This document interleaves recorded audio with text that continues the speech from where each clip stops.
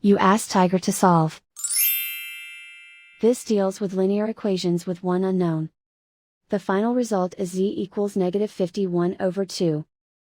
Let's solve it step by step. Simplify the expression.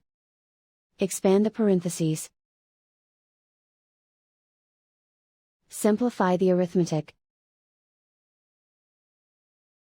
Expand the parentheses. Simplify the arithmetic. Expand the parentheses.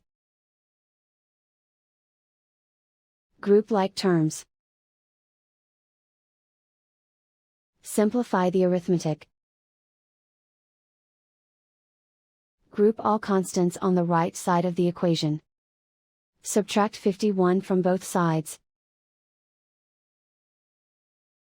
Simplify the arithmetic.